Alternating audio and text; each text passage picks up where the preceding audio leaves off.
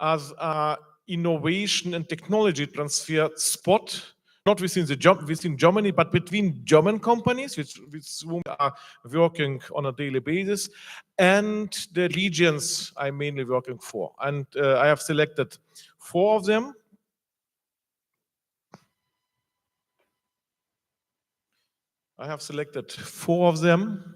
That was 2021 when we did implement this idea. So Siberia, Russia, Siberia was one of them. Then Kazakhstan, we had excellent connections to AUPET, German Kazakh University, and KazNTU, your neighbors. Some of them are here.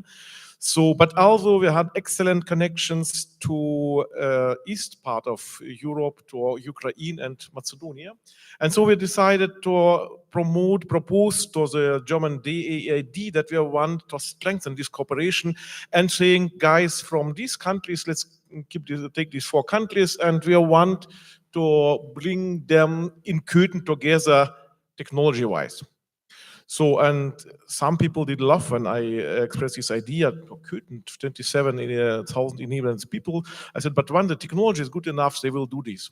And this forum is now in this format, the 4th one in the sequence, and the last one, at least in this funding, because the project is ending this year. And the idea was done all together in Germany, but last year it was so good and successful for us in Central Asia. And we have, because 2022 we started, we have then kicked out Russia and we have moved to Uzbekistan.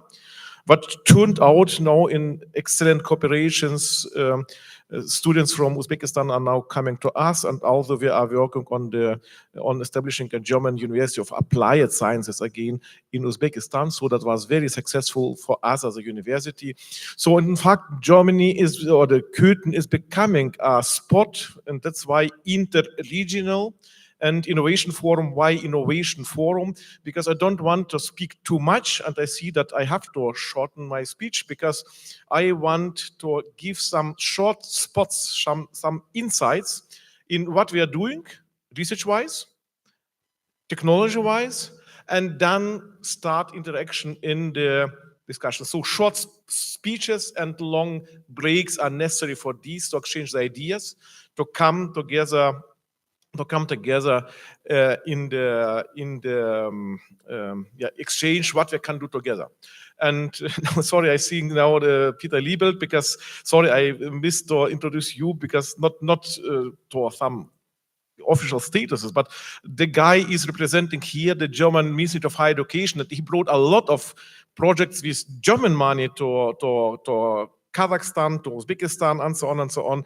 So, and that is in fact some multiplier. So, and so we want to have a less formal format, but informative and idea exchanging format. So I can now speed up. I gave an extended introduction about the University of Applied Sciences, some pictures, but that is not because we did that in the morning. We have 3 campuses, and today we will focus on the topics which are given. That is energy efficiency, that is industrial IoT, and that is the smart metering. And for smart metering, I brought a new colleague from Germany. He will introduce himself then.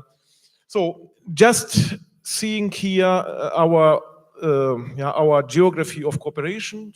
As I said, small university, 7,000 students is not much, but we have much more, about 200 cooperations in all around the world. So,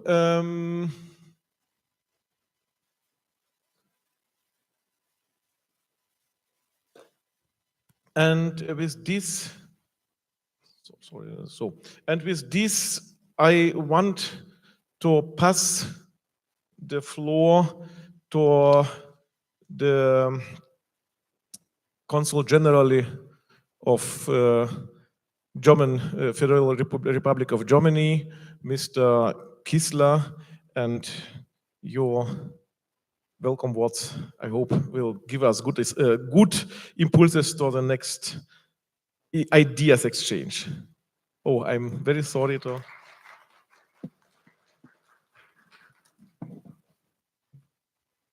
Yeah,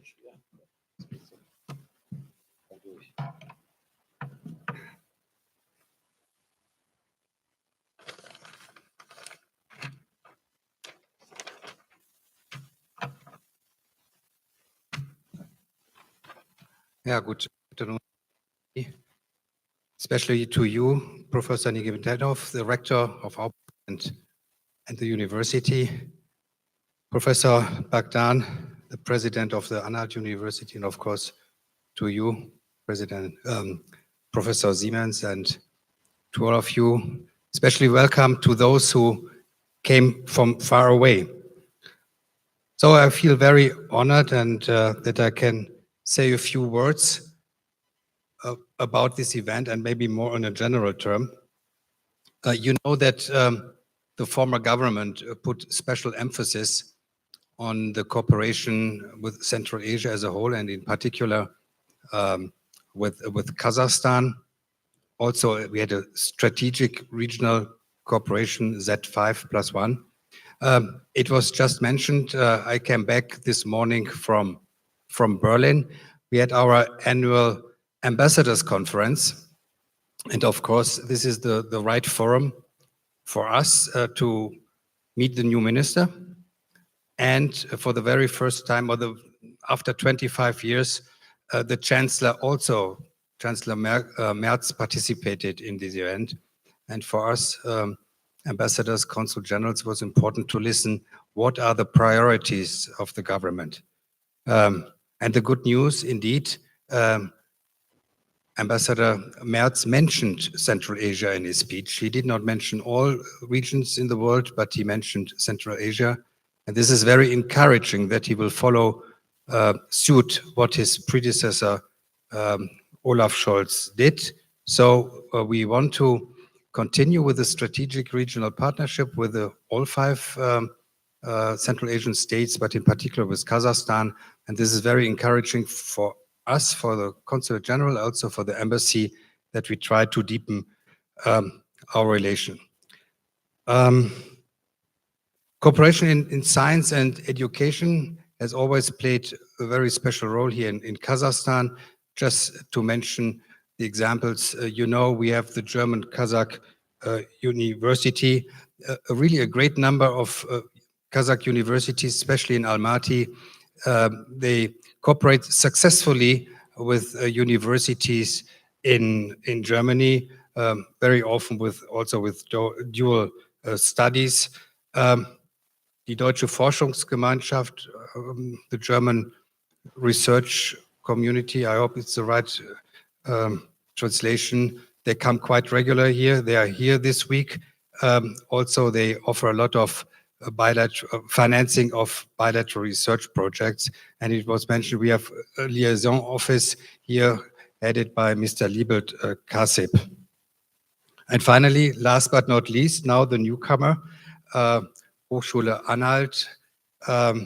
Last year, I think in September, we had the first kind of inauguration, and I'm very happy that you are starting now. And my thanks go especially to you 3 that despite some hurdles, I would say, finally, you could welcome this morning, I understand, more than 50 students. And I heard they are very enthusiastic. I think German education still plays a very important role. Sometimes we in Germany, we think, everything is so bad, we have a recession and so on.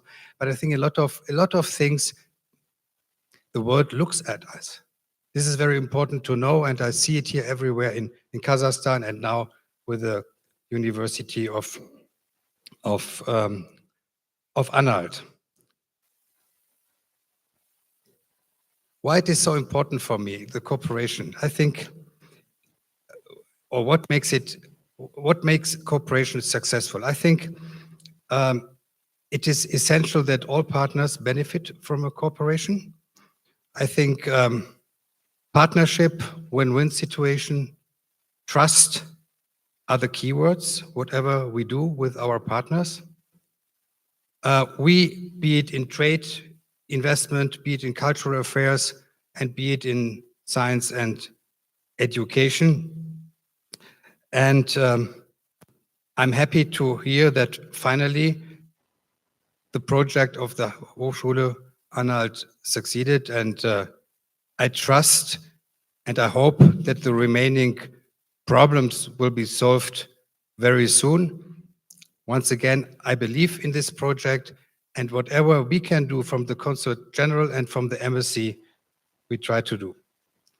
Some final words about the event, not only today, in the next days, the Interregional Innovations Forum. You mentioned already, it is regional. Again, it fits very well to our concept to bring the different countries together. And when it comes to the topic, I'm very much delighted. Actually, a long time ago, I studied electrical engineering, and my diploma, my master thesis was also on the organization of electrical grids. I will stay a little bit longer, but maybe not about the topic about smart grids. Especially smart grids is an area I'm very much interested in it. So we are delighted that Germany could support this event. The Ministry of Research, and I have to look at it, Research Technology and Space is supporting this, as well as the DAD, the German Academic Exchange Service. And once again, a big thank to the organizers here, the University Anhalt and the Electro University. So finally, I wish you interesting presentations, interesting field trips, and all above, fruitful discussions and a lot of learning and understanding from each other. Thank you so much.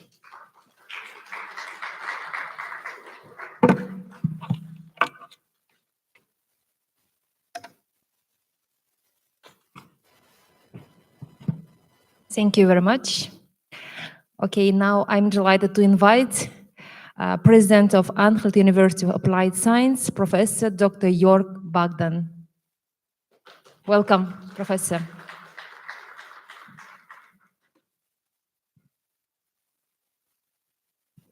Yeah, thank you very much. Presentation is already there. So yeah, dear Mr. Kissler, Rector, new committee of Professor Edward Siemens, colleagues from Germany.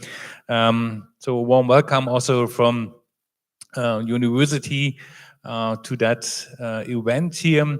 Professor Siemens already mentioned that is for us as University of Applied Sciences a very important meeting or forum, because we are a university which is very active in an intensive contact with small and medium companies. So that's our main research partner. So in Germany, probably you know the big companies, but really our backrows are the small and medium-sized companies. So they develop technologies, they bring it to the market, and also deliver that to the big companies. So therefore, this is really the basis of the stability of the German economy, small and medium enterprises, and especially the universities of applied sciences worked together with those companies, develop technologies, and also we start startups from our university with develop new technologies and bring the new technologies to the market. Since I have the introduction and the first presentation, so I will combine both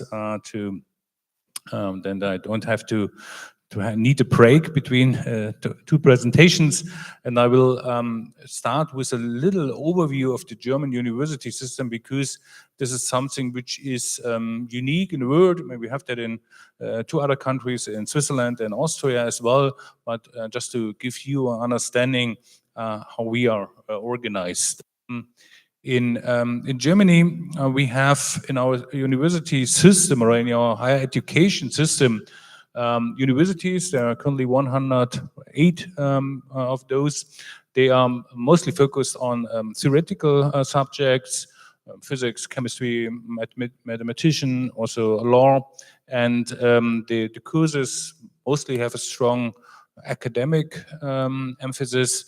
And you can get a bachelor, master, and also doctorate degree there at the universities of applied sciences. As mentioned before, all the courses are very practical oriented, and we have more than 200 of those universities in Germany.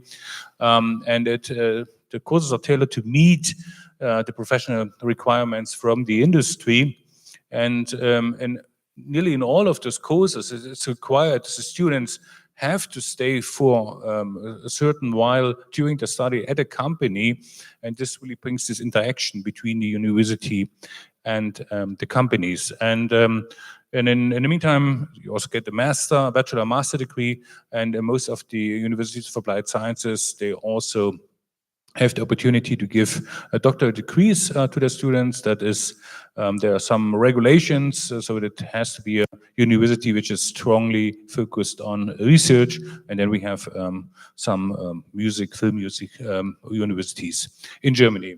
Also very important to know, in Germany, more than 90% of all students are enrolled in public universities. So the number of private universities is quite small in Germany. Just give you a short overview of the development of the students in Germany. So that's the number of the freshmen, and you see the overall development. That's this black curve. You see there was a strong increase, and this was stable over the last years. And currently the number of new incoming students at German universities is going down. This has to do with our demographic situation. So in Germany, in contrast to most countries here in that area, population is decreasing, which also leads to a smaller number of students. But what you see, and that is this red curve, is the share of the young people deciding to go to a University of Applied Sciences. In the meantime, nearly half of all students in Germany decide to go to a University of Applied Sciences. And the topic which is of most interest for this conference here is research, transfer, and also founding of companies. And over the last 10, 15 years, there was really a strong increase of research grants which went to those universities of applied sciences together with companies, but also from public cooperation. In Germany, we have a system where the government financially supports cooperations between companies and universities. So normally, as a university, we get the 100% funding of the research, which we do together with a company, and the company gets a certain amount of the cost they have. And last year, the volume of the grant sizes at the Universities of Applied Sciences that's reached more than 1 billion euros, which is 1.2 billion US dollars. So when I have the chance to be here, then also a short overview of what we do at Anhalt University of Applied Sciences. Professor Siemens already mentioned that we have those 3 campus sites with different focus. Germany is a federal state. The federal states, we are in the federal state of Saxony-Anhalt. Very important. It's when I had my first meeting here with your minister. It was difficult for him to understand that the universities always belongs to the federal state government in Germany. So it's not centrally organized, so every federal state is responsible for education and even higher education in his federal state. It's like in the US, so also every state there is responsible for the education in its public universities, and this is the same which we have here. So the state of Saxony-Anhalt, that's not working, is south of Berlin. So our 3 campuses, they are roughly 150 kilometers south of Berlin. So as mentioned, we have roughly 7,000 students, bachelor, master students, and also doctoral degrees. And this is quite stable over the last years. And as a university, we have 7 departments, 156 professors currently. And last year we had a budget of 75 million euros, and several opportunities to study in bachelor and master programs. In Europe, there is a company, it's called StudyCheck, which is evaluating, mainly based on the opinion of students, if they if they would recommend their university, and you see that 90–70% of our students recommend our university after they leave that. And we are quite international university. That's also the reason that we are so active also in research projects with other countries. We have students. So last year, the exact number was 111 countries. So it's really international to see young people from all over the world which are at our university, and there are a lot of international cooperations. A few words what we do in research and transfer. So we are one of those universities which gets funding in Germany with so-called innovative university program. That is something for those universities which work very actively together with companies to transfer knowledge in application. We have 4 centers for doctoral or PhD programs: life science, engineering, architecture, and business. And in Germany, in the ranking from last year, we was number 9 regarding research grants, the sizes of research grants. And since we have a lot of programs which are related to energy, renewable energies, but also natural conservation, so we take part in this worldwide ranking, Queen Metrics. And I think last year there was 1,500 universities which take part, and we are 196 in that ranking. So let's talk a little bit, or give you introduction into a few research projects. So first of all, this is the current number of, or the development of the research grants. You see the slide is a little bit larger than the screen. So you see that increase which we had last year, and especially this year. You cannot see that there's a number 28. So we had a very strong increase this year with research projects, which is very nice for us.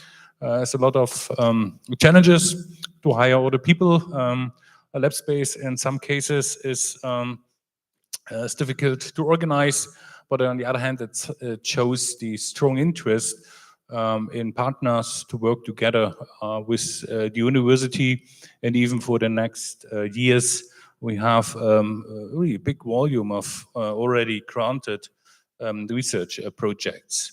And as you have seen, there are 3 main topics where we focus our research activity. The IoT will be the last. Not the last in our in the how important it is, but it will be in the slides the 3rd one. Life science. This is our biggest area, and this ranges from food technology, especially sustainable food technologies, processes, agriculture sciences. So we have 50-hectare farmlands to test new technologies together with companies at the university, and combine agriculture with questions of biodiversity and natural conservation is a big issue. So you see, for instance, this sketch there of so-called agri-photovoltaics, combining photovoltaic with agriculture. This is currently in Germany a big issue. Because last year we produced more than 50% of the electrical energy by renewable energies in Germany. And so it's always a discussion where you can provide land, not taking the farmland from the farmers. And so there are also advantages if you combine agriculture and photovoltaics. And so we have established several test fields and working together with a big project with industrial partners to establish that in different applications in Germany. And something I would say where we in a world, probably one of the leading universities in research is microalgae research.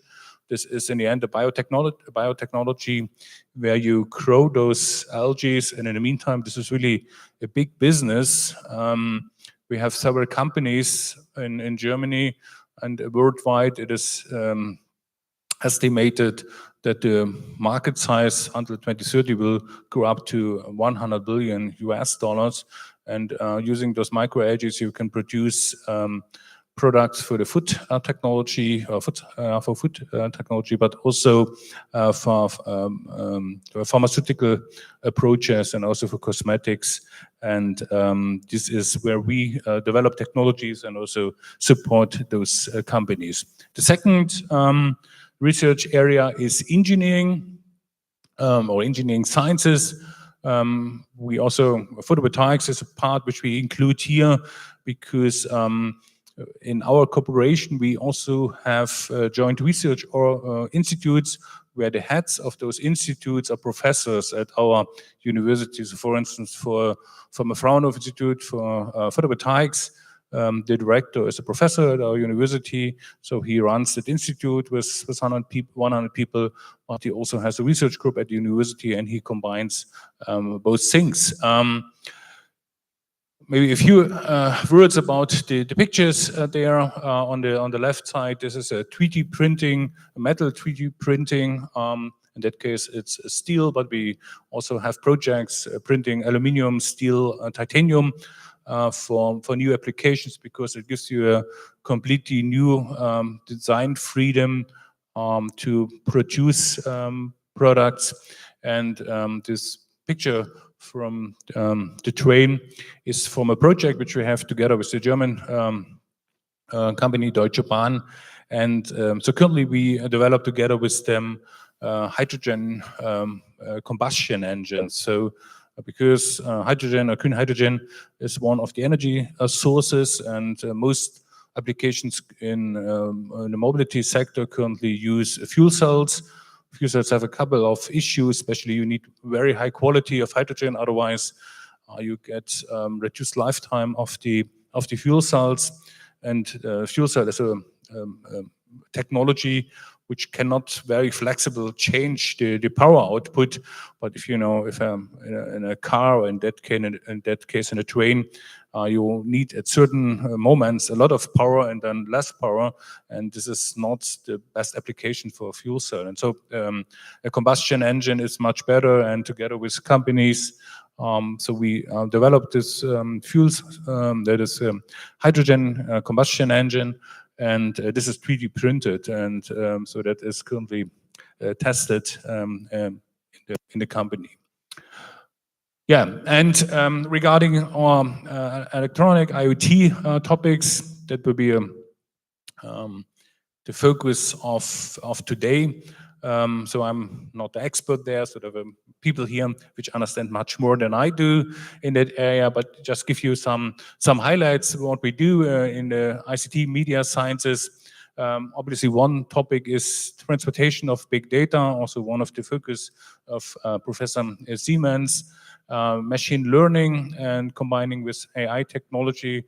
So most of our new projects which you currently have at the university, quite often technical projects, but most of them have parts and combines with AI technology.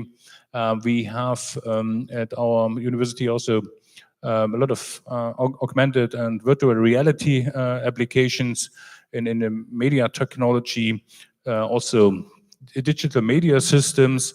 So, for instance, the company who delivers all the systems for all the football games, even for the World Championship, for the reporters, so that they get all the informations, is a company which is at our which is close, is in Köthen, and it's a very close cooperation. And it's always impressive if you see that this small company delivers, hundreds of containers with thousands of monitors and equipment to all the big sport events around the world. And the last topic in that area is also geoinformational land surveying, which is also going back to our activities which we have in agriculture, combining those informations. A last example, just to give you also a feeling what we do then on the international level. This is a project together with Korean partners.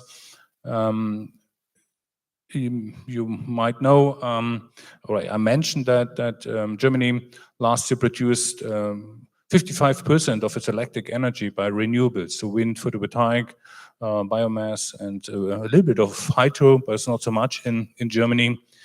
And the goal in Germany is to go to 80% of renewable energies. And it brings a lot of challenges to our electrical grid because of the fluctuation of the energy. And the second topic in the area which we have is that we want to go away from natural gas, that we want to go to especially for heat production, to go to renewable sources. And hydrogen is the possible way there. So green hydrogen, which is produced from renewable energy. And so currently in Germany, we're investing hundreds of billions in a hydrogen network grid. So it will be 11,000 kilometers of pipeline systems in Germany, which will transport hydrogen to different places. There will be a production of hydrogen, and there are a lot of companies which need hydrogen, especially in the chemical industry, but also for energy production. The problem is, and it's the same in that respect for Germany and for South Korea, we were not able to produce the amount of green hydrogen from our own renewable sources. So all the predictions for 2040, 2050, they say we might be able to produce half of the required green hydrogen. Other analyzers which have even smaller values. So people believe that something between 50 and 80% of the green hydrogen will be imported from other countries. So and South Korea has the same issue, very high industrialized country, not so much space for renewable energies. They have to import green hydrogen. And in that project, which is funded by the German government, we have established, together with Korean partners, a research lab in Korea at Kentech, which is a Korean Institute of Energy Technology, to organize that. And then there are partners which are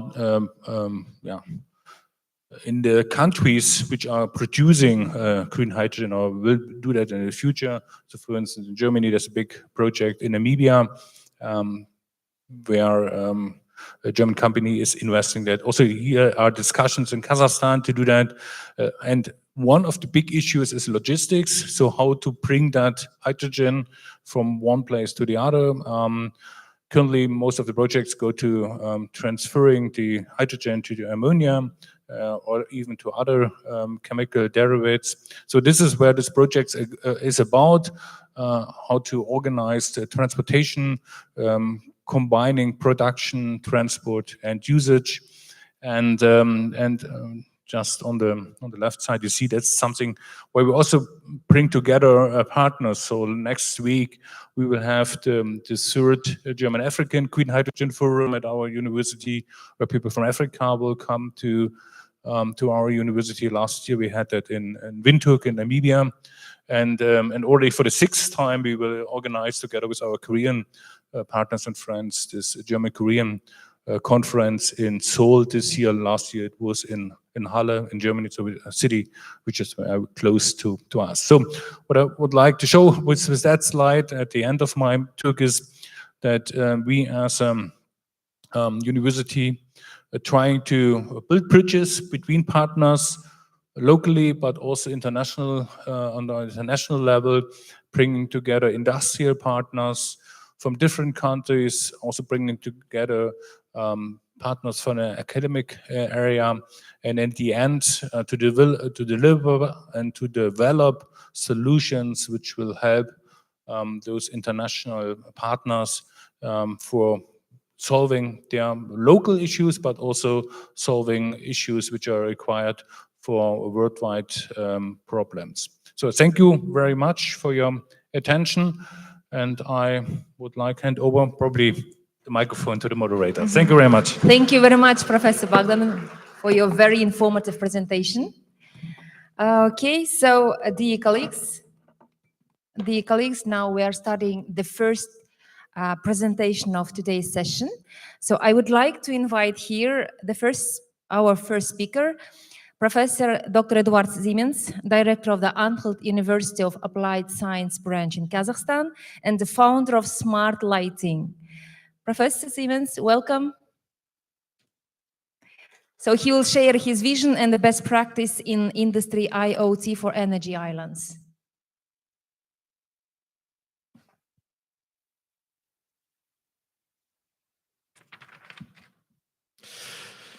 Yeah, thank you very much, ladies and gentlemen. Yeah, that's the right presentation. I welcome you to the first topical talk and discussion on this. And honestly speaking, I want here just to share one basic idea. As a teacher of students, I learned one day, even when it looks strange, the repetition is the main instrument for learning. And I know this topic in different forms. I'm repeating again and again in Kazakhstan, in Uzbekistan, in Tajikistan, Kyrgyzstan, and in the meanwhile in Turkmenistan. And I hope one day we will understand why I'm doing this and how to deal with this. So I will not go in this talk deep into technology, but share mainly the ideas, and then we'll see, maybe tomorrow we'll have more time for going into the technological details. So the word vision in the name is given here by intention. I'll skip this slide, or go fastly through this slide. So the vision is somewhat what we speak frankly and openly about Central Asia. Why I'm addressing frankly and honestly about Central Asia. So I believe, and what I see again and again when I'm traveling around the world, we have a lot of solutions for the energy transitions. We are speaking about energy transition. We are speaking about CO2 neutrality. We are speaking about what else? About the decarbonization, all this stuff. And then what we are doing? We are going this following way. We are looking, Europe is a leader in these topics. And we are just start a tender, buying the best technologies from Germany, bringing here, and hopefully it will work. And this is maybe not always the optimal approach. We need adaptations for specifics of economics. What that means, we'll see on one of the next slides. We have to take consideration of the specific social structures. And I give just a keyword here in Kazakhstan, Central Asia. Many of you heard about the Horasia 1 project. Last year, the CTO of the company which is running the project gave here the presentation. This year is not here. It is a huge issue. It turned out this social taking into account the social structures, what makes now difficulties to the project.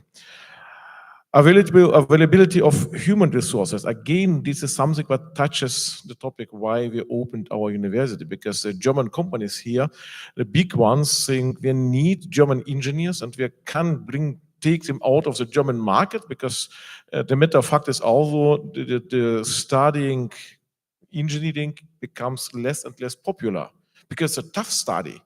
So, but you have here in the region a huge human potential, and a lot can be done with people here when they have the education which German companies need. Then they could work here much more efficient. So we believe it was already mentioned by whom about the small and medium enterprises. German economics is mainly driven not by Mercedes-Benz, not by company Siemens, that is driven by small and medium enterprises. And this availability of human resources is something what we are working on actively. So we'll go through next few slides and then we'll come to the main idea behind this. So this is just another view that is again about this focus on the regionality. This map here on the, and unfortunately that is even not the actual map, the innovation in Germany is driven not by the rectors, by the presidents, by directors of research institutes. The research, at least at the universities, is driven by professors. And here, I wanted only to share with you the small group. That's my group, which is working with about 15 to 20 research staff members. And this is geography which we did cover by either such conferences. That is the green color, or that is orange color, or concrete implementation projects. That is a green color.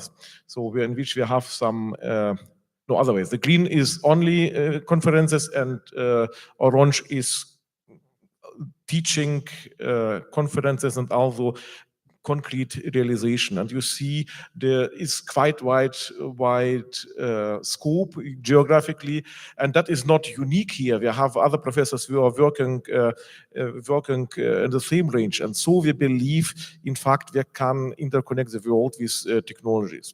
So the next slide is about international cooperations in the format of this. It was called at the beginning Traveling Conference, later on in Interregional Innovation Forums. And here you see just the flags of the countries which we did cover. And just last week, I returned back from Turkmenistan, first time in my life, and we did some trainings there, and now preparing field setups in renewable energy systems. And now I come to the main idea. These pictures are some pictures from Germany. So north of Germany, close to the Baltic Sea and to the North Sea, we have the landscape like this. The wind generators, which are producing at best windy days in Germany today more electricity than Germany can consume at that spot at the moment. And in total, more than 45% of energy in Germany is produced by wind energy today. That is north of Germany because we have the sea there. The offshore, this is onshore park. So, and then the second part of reality is this one. This is the biggest chemical company in Germany and Europe. That is BASF. Most of you know the company, located in the south part of Germany, and they are very greedy. That is, let's say, geographically more or less somehow here. So very energy greedy processes. About 18 megawatts instant power, which is consumed by the systems here. And what is the gap here? The gap is we are the main consumers. The automotion, Audi, BMW, Mercedes-Benz are all located in Germany, in the south of Germany. But the main resources of wind and sun energy is located on the north. And what we are doing then, we are digging, laying the cables into the earth, and bringing these huge amounts of energy from north to south. And for sure, that is something that is not free of charge. That is not free of cost, because we have, technically speaking, I see here a lot of electrical engineers, you know what I'm speaking about. We have significant energy losses. We have significant infrastructure costs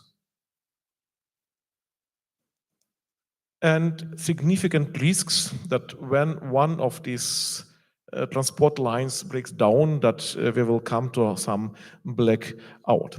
And all in all, I can say that is not really sustainable. That is not really, that works in Germany, that works for Germany, but in a few slides we will see how it would look like in this area. Another point of sustainability and about what are the challenges. These are two pictures, the one real picture, the other is the map. That is for the older among us, maybe know this. That is the Sayana-Shushenskaya gas near to Abakan in Siberia. The dump height is about 120 meters. And that is a river of Yenisei,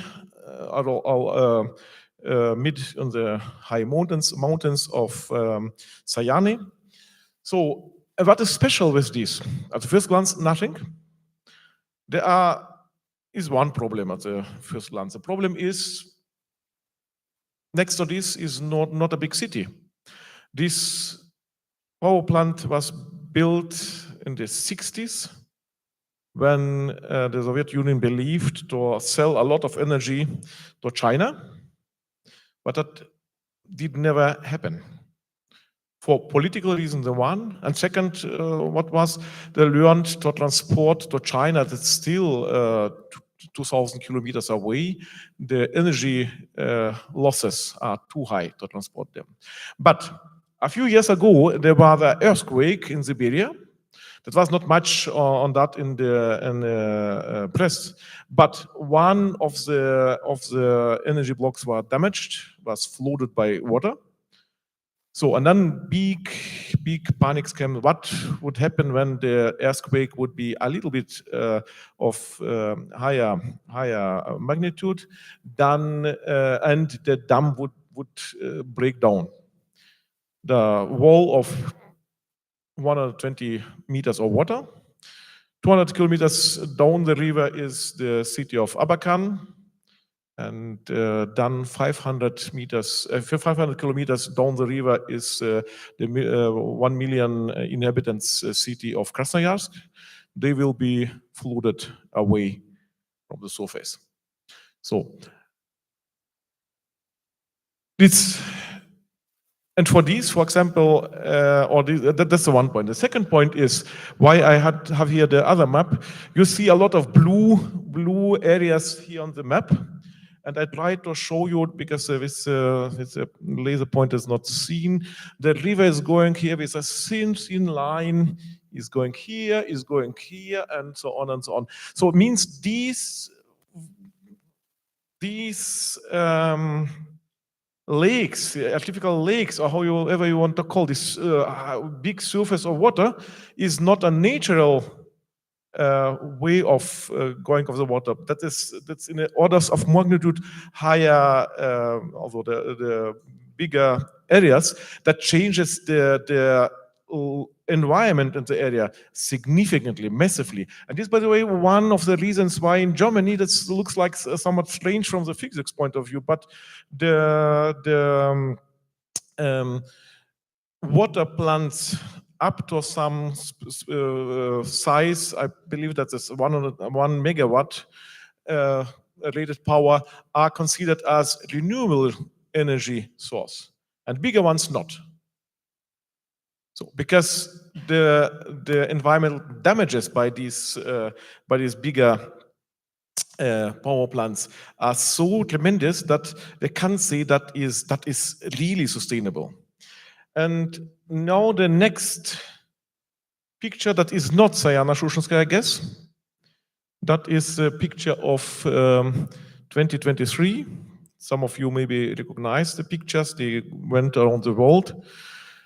That is the Zaporozhskaya gas in Zaporozhye, and it was through the impact of the war. No one knows what it exploded. Was that just overloaded? But the dam was broken, and no one knows how many people. It's witnessed that thousands of people did die.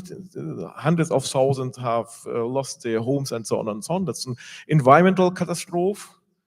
Just no one expected, and all said, yes, hydropower is safe, is sustainable. It creates here the damage.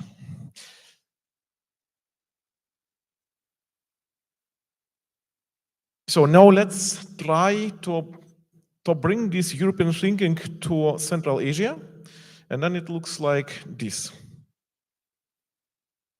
not this, sorry, this. That is a small settlement, aul, in your language, yeah, in Kyrgyzia in this case, not in Kazakhstan. Maybe 100 houses here, maybe 500, 700, maybe 1,000 inhabitants in the village. And they also need electricity. They need to cool down the houses, have a refrigerator and whatever that belongs to the modern civilization. And you now export a German windmill, 5 megawatt rated power. Assume that you have enough wind in Kyrgyzstan and bring that to the village. What will happen? Firstly, it will be overproduction. When the wind is there, it will be overproduction. This village doesn't need that much by way. Doesn't need that much. So you will bring down, okay, the electrical grid to the neighbor village and to the next one, and finally we'll see you will bring the energy to, again, hundreds of kilometers. Colleagues from the last week told me up to 200 kilometers with ordered 4 volts. So you will lose 50 and 60% of energy on the way. So that is neither economically feasible nor environmentally feasible. And plus, when the wind is still, no wind in the area, you still are without electricity. So we have to rethink, we need new solutions for this. So we need here maybe 100, 200 kilowatts, not more than that, and then see how to bring that in a more stable way, maybe with electrical batteries, however, but we have to rethink here. And the 2 numbers just I checked how relevant it is to Kazakhstan, this case. 43% of population of Kazakhstan lives in villages. And when we go to Kyrgyzstan, 70% of people are living here in these kind of areas. So in areas now we go further to the Southeast Asia. So this is a settlement between north of Thailand and Myanmar. So they don't have electrical grid here. So and they are harvesting coffee, and the main life subsistence is to sell the coffee after the harvest, after harvesting. And what happens here, a lot of agriculture here in the region, what happens with the prices for the foods, for the when it is harvest time? It's falling down. You are selling for the half price, maybe it's a third of the price, then 3 months later or half a year later. Yeah, so and now about the socio-economic effects of this. If we would be able to create here some solution that they can store the raw coffee, and that is not even a refrigerator cooling down to the frozen condition, but just bringing that in a defined condition, climate condition, this coffee, that they can store them without losing the quality for 9 months, that they can sell that just before the next harvest, or maybe even up to mostly 21 months or so, that when this is good harvest in 1 year, to wait for the next year and selling them, they would be able to sell the coffee, the raw coffee, for double or triple the price as at the harvest time. And we are speaking here about the small farming. We are not speaking about huge companies and so on. But out of them, there are dozens of thousands such people who are having their living subsistence based on this income. So, and when you do this, then you would change the life condition for a lot of people, for the mass of population.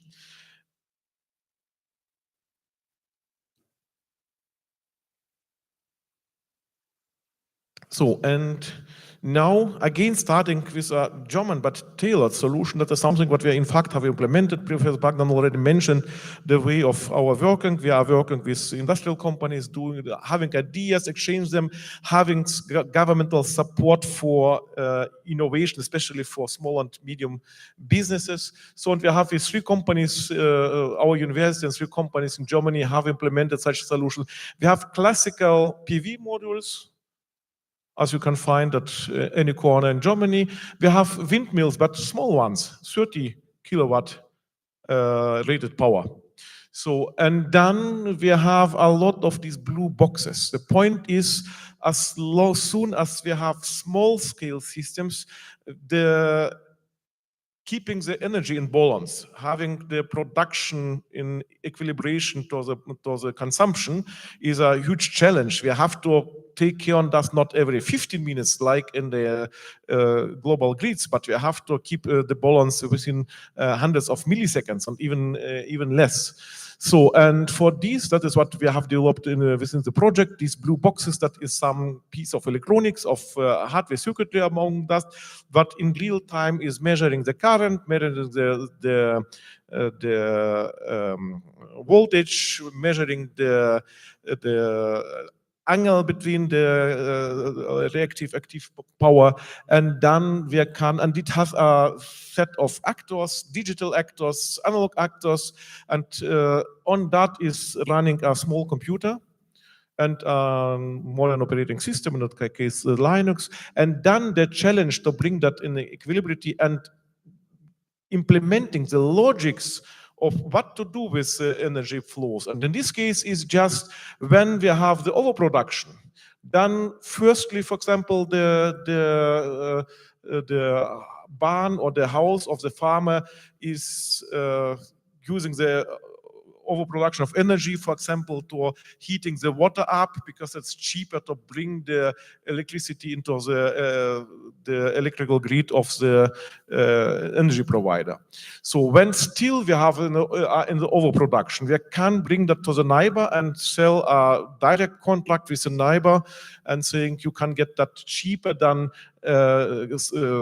purchasing that them from the public operator. And when you still is the overproduction, then we can control our windmills and just change the azimuth or change the pitch of the blades, and then so regulate the energy. It's quite complicated in the logics, but that is something what an IT guy is doing on a daily basis.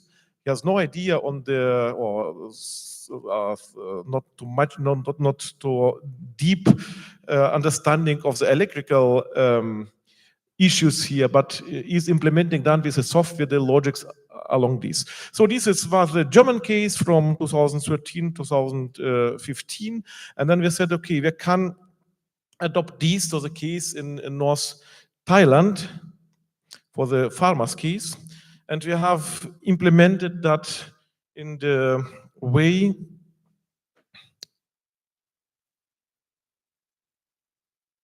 that is not the actual slide. Okay, sorry, then is the last one version of presentation didn't reach at the technical. So I'll explain on this slide here. So we have a set of sensors, of the environmental sensors, measuring continuously the solar irradiance, the wind speed, and also getting from the portals the weather forecast from this area for wind, for solar. And then we have on the right side, and the picture is bigger than the screen. Okay, we have a system. We have an inverter which is controlled and managed by Industry 4.0 interface, means internet protocols among that, and then that is again controlling what to do with cooling system, what to do with the air exchange. For example, the main issue when you are storing coffee in that area, the point is 11 months out of 12 in the year, the humidity of the air is higher than 90%, about 99%. So the dehumidification is the main challenge here. So, and again, we have in mid of the system computer computer, small computer, which is measuring all these parameters, and then the software is doing the algorithms. And by the way, and that is positioned in a place where there's no electricity, and via satellites, it is sending down the data directly to our server at our university. Not for productional case, but for investigating that. And we can see the health status, how the algorithms are working, and we can improve them. And we have a twin at our university, and we can just replicate that and improve that, and so on. This is the case for Thailand, so the next slide will also not be here. We have also created a solution for using not lithium-ion batteries, and honestly, when I started gathering the consortia to implement these, the people were laughing, why you are doing that with lead gel or lead acid batteries and not with lithium ion, because that's state of art.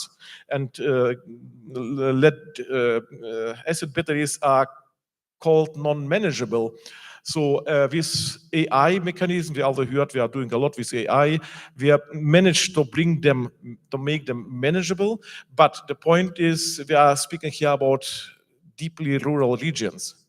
And black battery, you can find at any area where some civilization is.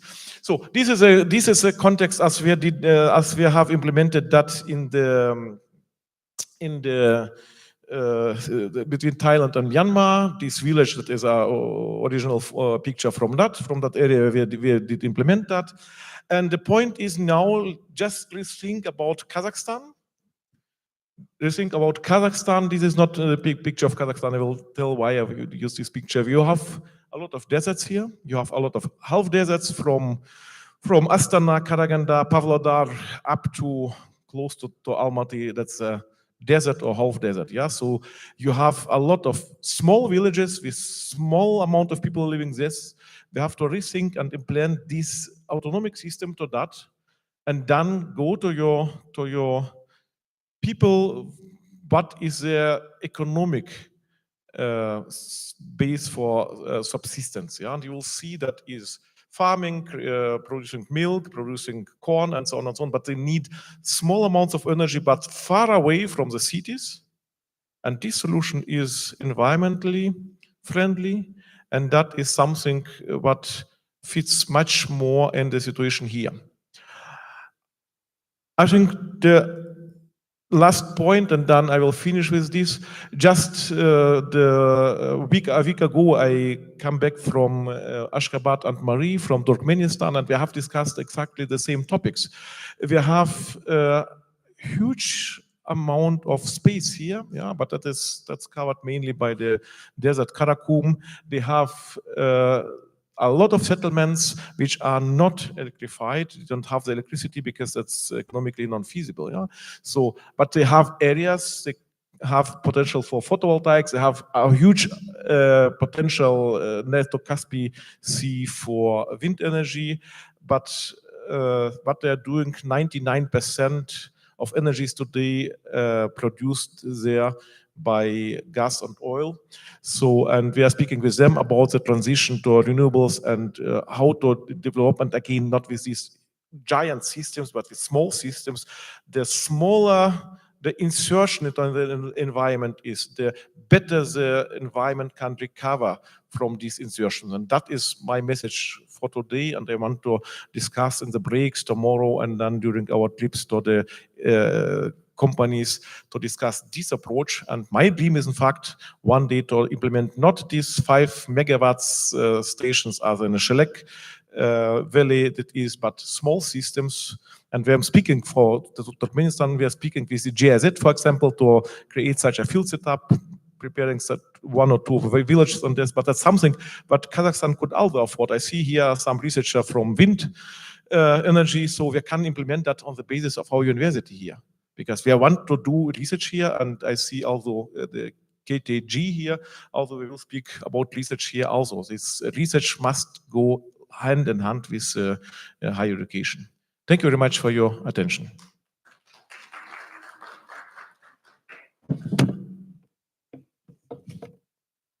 Thank you very much, Professor Siemens for this very insightful talk. So now let's move to our next presentation. Please welcome Professor Dr. Axel Sikora from Offenburg University of Applied Science, founder of StackForce, who will speak on connectivity solutions for intelligent smart energy and smart city applications. Professor, welcome. Okay. Thank you very much.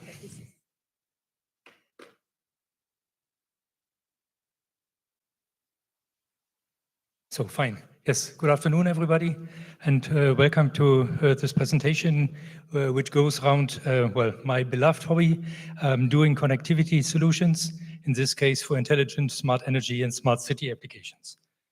As has been said, I structured my presentation into the following chapters: short intro, where I'm coming from, then also explaining what embedded systems are, because this is a technological basis, before I jump into 4 chapters around smart cities and smart regions, coming from the application side, showing the impact of embedded systems, showing some European examples, also having one example from Tashkent, where we have just been last week.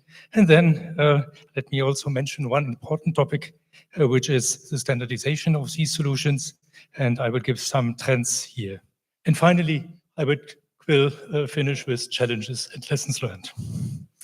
I'm coming from a different University of Applied Sciences, Offenburg, just in the left bottom corner of Germany, where we also have several research institutes. My baby, so to say, is the Institute of Reliable Embedded Systems and Communication Electronics. And what we are doing there is using embedded systems for connectivity, connecting everything. Yeah, so sometimes we call it IoT, Internet of Things, industrial Internet of Things, Internet of Everything. So can be small, can be large systems. And what we are doing is basically starting from protocol conceptualization, designing new protocols, especially security protocols, doing the validation, going for the implementation, and then afterwards also contributing to the standardization. So basically the full flow, mostly concentrating on industrial applications like smart cities, smart regions. In parallel, I'm also active in a research institute, one of these public-private partnerships institutions. In our state, we have 13 of these. Hans Schickard, our institute, is one of them, basically coming from sensing, microsystem-based sensing. I started a group, a division of software solutions there, making cyber physical systems out of these physical systems, including also a lot of AI analytics, data analytics, which is certainly good fun. And then, as it has been mentioned, I'm also involved in several startup companies, deep tech companies, most notably in the company StackForce, which is relevant for today maybe because StackForce is concentrating on smart city connectivity solutions.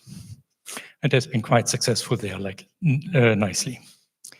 So embedded systems are computer systems that have a dedicated function within a larger mechanical or electronic system. Basically microelectronics in a washing machine, in a dishwasher, in all the ECUs in your car. These are embedded systems which all their life don't do anything else than washing dishes, washing textile, opening and closing windows in your car, and so on. Lots of, oh, sorry, I need to.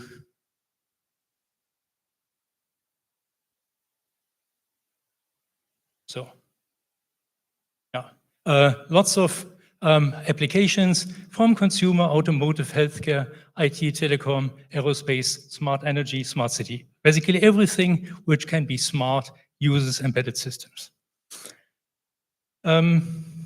Providing intelligence, smartness, efficiency, and on the other side also for the developer comes with the constraints that these devices need to be cheap, need to be energy efficient, because many of them are running on batteries. We'll see this from the smart metering again. Will have a long lifetime, 20, 30 years. Nevertheless, have to be very safe, have to be very secure. For the applications in Yeah, and it's booming. Applications, certainly for smart cities and smart regions, you can classify them as is shown here. And mostly for what we are doing, we are in the range on the field of smart mobility and smart environment. This is the part where IoT is mostly related. With all the other processes like smart governance and so on, that's typical IT stuff. That's not our world, but whenever we have contact to the physical world, physical sensing, physical actuation, then this is the world of embedded systems, including smart mobility, smart environment, and if you like, also smart living.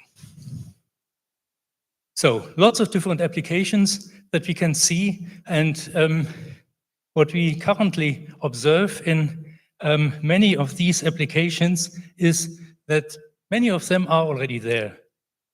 Many vertical applications are there. Yeah, smart lighting, as we have seen, smart traffic lights,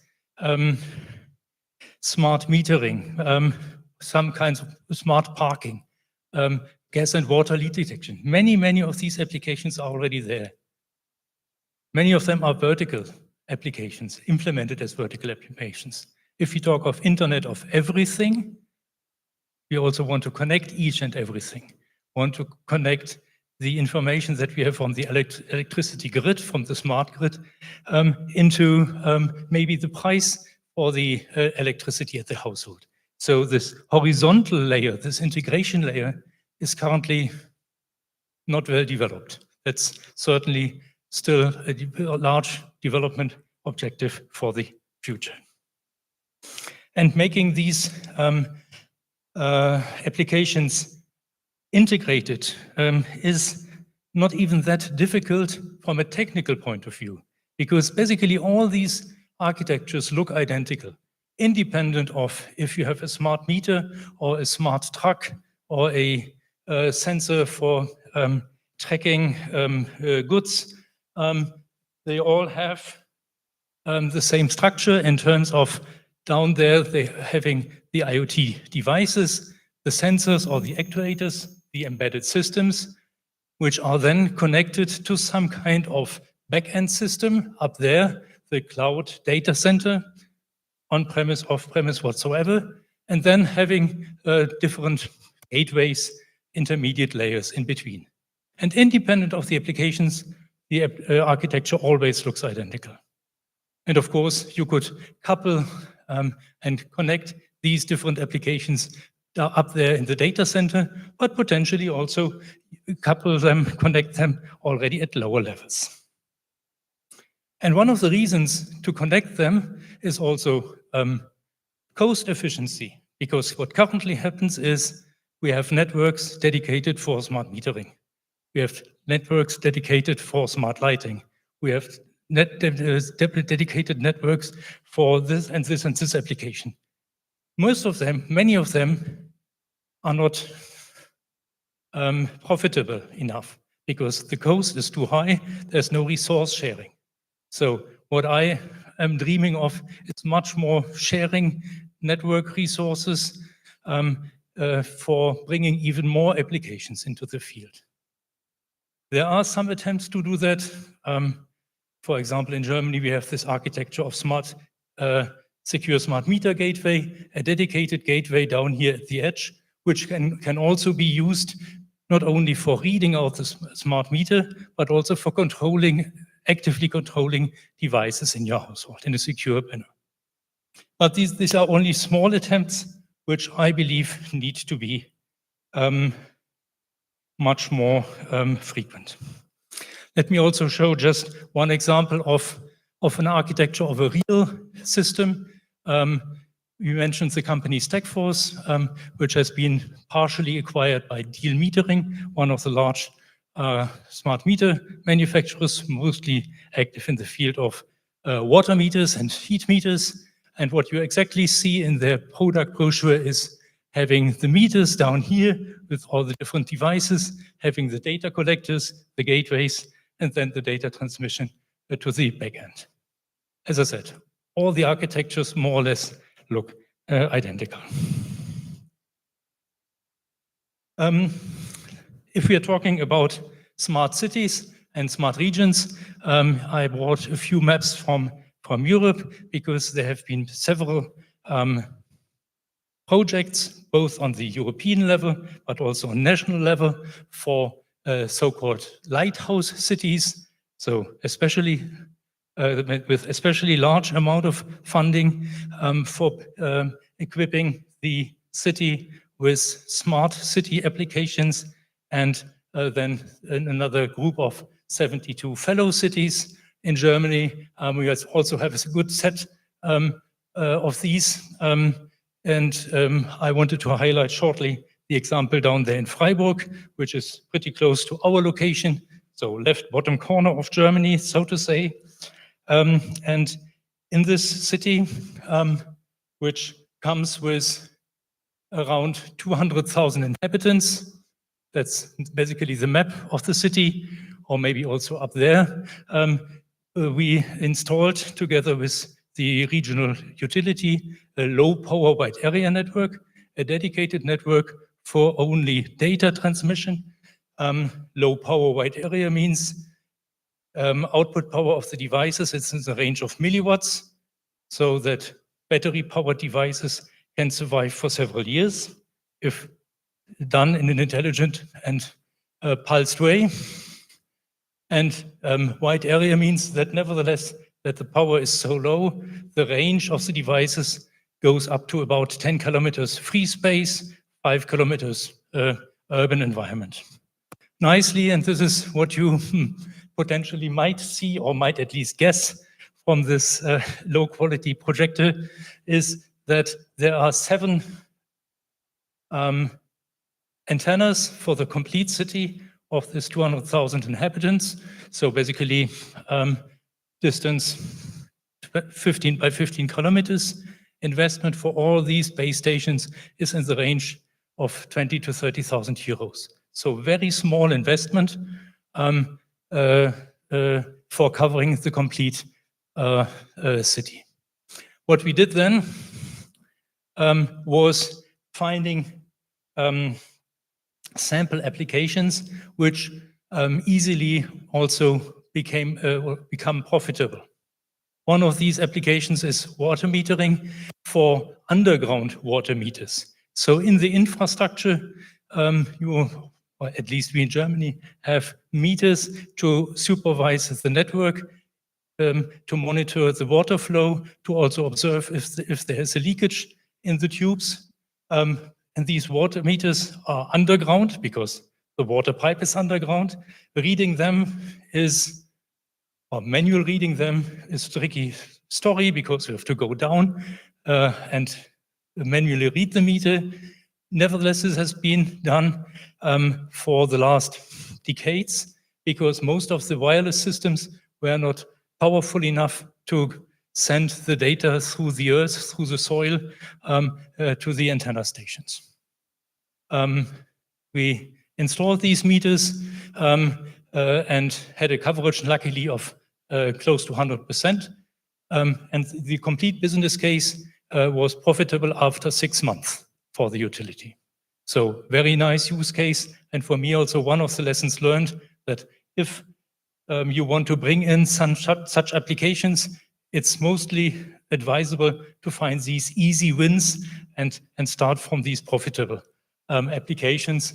And then, of course, you can have nice diagrams, nice reading, online availability of the data, and not only save money, but also increase the service quality. A similar system currently is implemented also with the contribution of Deal and then our software from Stackforce in Tashkent with a total investment of 142 million euros together with a consortium driven from French company Suez and some other players and in renovating the water network in Tashkent. When we are talking about interconnecting devices, interconnecting applications, we need to talk about standardization. Because if every application, if every meter comes with a different language, they don't understand each other. Standardization can be called boring because it's just about agreeing to speak a common language. So it's not so much about inventing a new language, but it's just about agreeing which language do we speak. On the other side, especially for the metering world, in Europe, we now have the situation that once such a standard like the OMS that I will shortly mention here is around, that utilities call for it. In the past, there has been quite often the situation of vendor lock-in, that a meter manufacturer came with a proprietary solution, and then as a utility, you bought this meter. If you then wanted to buy new meters, you always were bound to this single vendor because the others came with different proprietary solutions. Now with an overarching standard, utilities in their tenders always ask for, I want to have OMS version 4.5, 5.1 or whatsoever. And then they typically don't buy only with one vendor, but at least with 2 or 3 vendors to avoid this vendor lock-in. Long story short, there is one standard from the OMS, from the Open Metering System Group, which started pretty much 20 years ago. I've been serving in the board for the last 6 years, and I'm still responsible for the task force security to secure this communication. It is called media independent, not in terms of multimedia and audio and video and stuff, but multimedia in terms of water, heat, and electricity, gas, and whatsoever. Of course, the standards can be boring, as I said. It's a lot of paperwork, lots of revisions and cleaning up things. Nevertheless, what we currently see, especially also for the security part, is that we, with our expertise, have a severe impact on the development of the standards and can bring the outcome of the applied research into real products.